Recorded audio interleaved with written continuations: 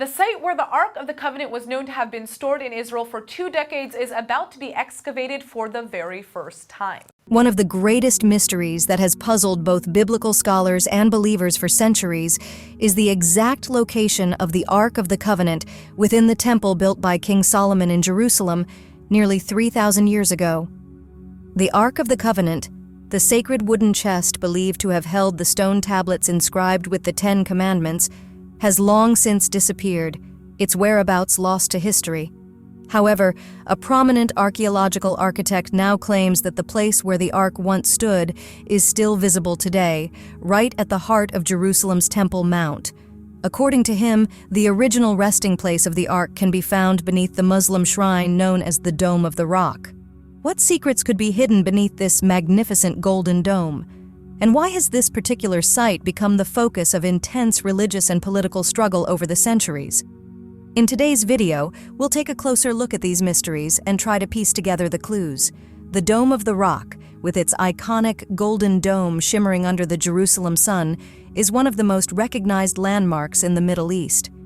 It sits atop the Haram al-Sharif, the highest point in Old Jerusalem, and has dominated the city's skyline for more than 1,000 years. Built in the 7th century, the Dome of the Rock stands not only as an architectural marvel, but also as a symbol of the rise and power of Islam in the region. Join us as we explore the hidden history, religious significance, and lingering questions surrounding this sacred site. This magnificent structure is often mistaken for a mosque, but in reality, it was not originally built as one. Historians and researchers continue to debate its true purpose and significance.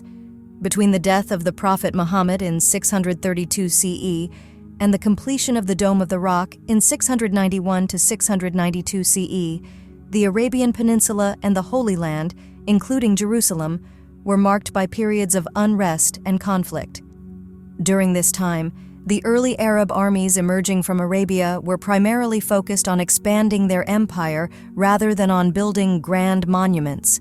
That's what makes the Dome of the Rock so remarkable. It became one of the very first Islamic architectural masterpieces. It was commissioned by Abd al-Malik, one of the most influential caliphs of the Umayyad dynasty, between 685 and 691 to 692 CE. He built it as a powerful religious and political symbol to unite his followers while he was engaged in a civil war against his rival, Ibn al-Zubayr.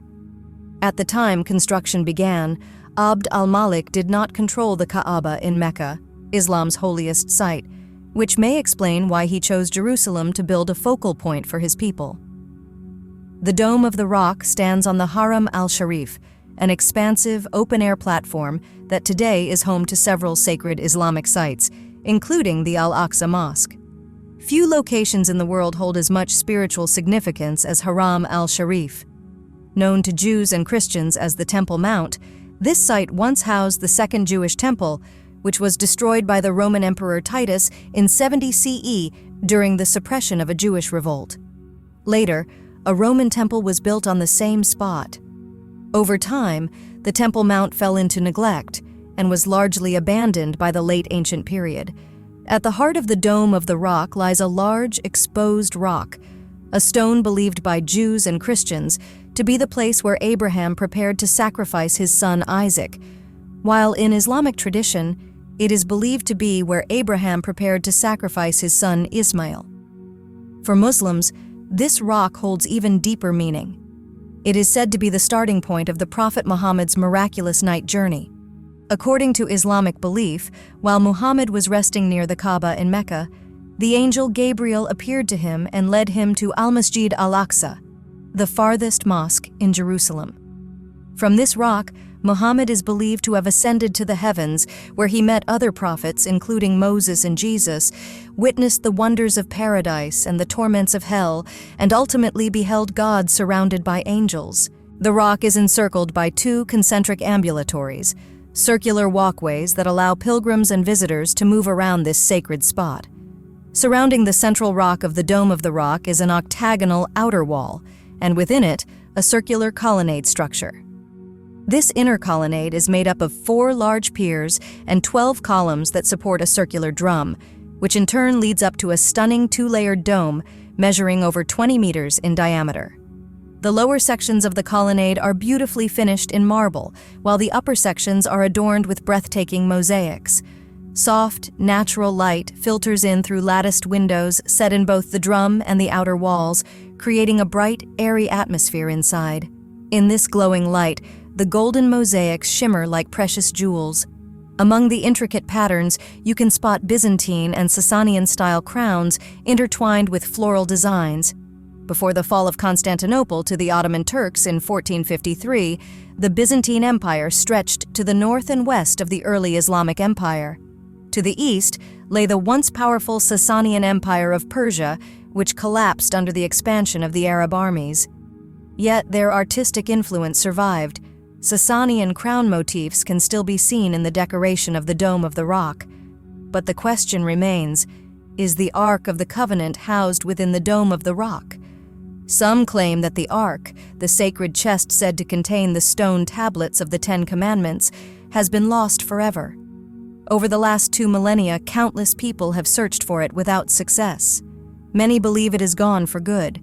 However, others suggest it was never truly lost, only carefully hidden, and that its location may still be uncovered. Before we can talk about where the Ark might be, we need to look at where it likely isn't. Some theories suggest the Ark was destroyed when the Babylonians attacked Jerusalem in 586 BCE. This idea is reflected in the first-century text, the Apocalypse of Ezra, along with various conflicting opinions in the Talmud. However, this theory is questionable.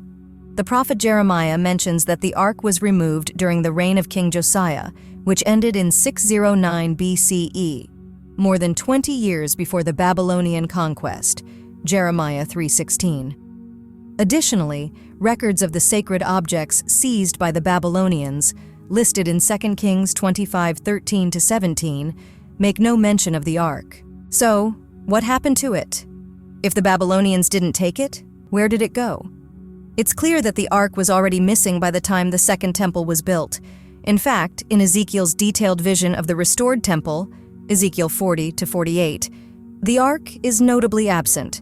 Ancient sources also agreed that no Ark was ever present in the Second Temple. Even the historical books of the Maccabees make no mention of it being returned. The books of Maccabees, which reflect the state of Judaism in the 2nd century BCE, suggest that the return of God's glory would coincide with the rediscovery of the Ark of the Covenant. No replacement Ark was ever made, as mentioned in 2 Maccabees 2:7-8, and this absence speaks volumes. When we ask, where is the Ark of the Covenant? Perhaps the most striking answer is the Bible's silence on the matter. How could such a central symbol of Israel's faith disappear without mention? This silence seems intentional. It suggests that the Ark was removed quietly, with the full knowledge and involvement of Judah's leaders and temple authorities. Had it been lost or stolen, surely someone would have recorded the event, just as they did with other sacred items. It's possible that the last clue about the Ark's fate can be found in the final chapters of the Book of Chronicles, which conclude the Hebrew Bible. These passages describe the Ark being placed in the temple and encourage the people to travel to Jerusalem and rebuild the temple, 2 Chronicles 35:3, 36:23. This could very well be a message for future generations, a call to the people of Judah to return, recover the Ark, and restore the temple around it. So if the Ark was intentionally hidden during King Josiah's time, where could it have been concealed? When King David prepared the site for Solomon's temple, he flattened the mountaintop and constructed an extensive underground foundation. This substructure included tunnels, chambers, and cisterns hidden beneath the Temple Mount. If you were to view a cross-section of the mount, it would resemble one of the Great Pyramids, with secret passageways and hidden rooms beneath the surface. David had a clear reason for creating this hidden infrastructure. The temple was meant to be the most important building in Israel, not only as a place of worship, but also as the national treasury, the archive for sacred scriptures, the record of genealogies, and the guardian of Israel's most sacred relics, including the Ark of the Covenant. To protect these treasures from any possible threat, the Temple Mount needed to be equipped with concealed vaults and passageways. Over the past 2 millennia, the Temple Mount has seen conflict, conquest, neglect, and reconstruction. After the Second Temple's destruction in 70 CE, the site changed hands many times. In retaliation for a Judeo-Persian attack on Christian Jerusalem in 614 CE, the Byzantines turned the mount into a dumping ground. Following the Muslim conquest, Caliph Abd al-Malik built the Dome. During the Babylonian invasion, the Babylonians never managed to find the Ark of the Covenant. But how could that be? According to ancient Hebrew beliefs about sacred space, the holiness of the temple didn't just exist within its walls. It extended vertically, reaching upward into the heavens and downward into the earth beneath it. The space directly above and below the Holy of Holies was considered just as sacred as the temple itself. This is partly why, even today, modern Israel prohibits air traffic from flying over the Temple Mount out of respect for its spiritual significance. The fact that the Ark's carrying poles were still said to be in place at the time the biblical accounts were written implies something deeper. It suggests that the Ark is still hidden, most likely deep beneath the Holy of Holies on the Temple Mount. Rabbinic writings support this idea. They mention that the Ark once rested upon a massive flat rock at the summit of Mount Moriah, known as the Even Hashatia or Foundation Stone. This stone formed the very floor of the holy place. Today, the Dome of the Rock, Kubat Asakra, is named after that same sacred stone and was built directly over what was once the heart of Solomon's temple, the Holy of Holies. According to tradition, when the Ark was placed on this rock, the tips of its poles pressed against the sanctuary curtain, allowing the priests on the other side to sense its presence, even though they couldn't see it. Whether the Ark will ever be revealed again remains uncertain and is tied closely to the political and religious tensions of our time. In 1967, during the Six-Day War, Israeli forces gained control of the entire city of Jerusalem, including the Temple Mount and its surrounding walls. However, just 10 days later, Israeli Defense Minister Moshe Dayan, who was a secular Jew, made a surprising decision. He handed control of the Temple Mount back to Jordanian authorities, keeping only the Western Wall under Israeli jurisdiction.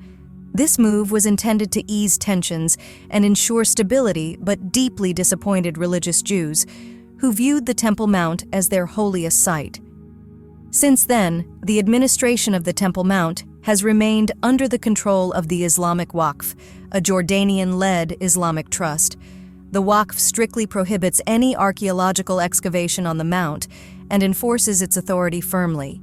Any attempt to challenge their control quickly sparks backlash not only in Jerusalem, but across the region. So the question of whether the Ark of the Covenant will ever be unearthed remains unanswered, and largely depends on political circumstances beyond archaeology. What do you think about the fate of the Ark? Could it still be hidden beneath the Temple Mount? Share your thoughts in the comments below.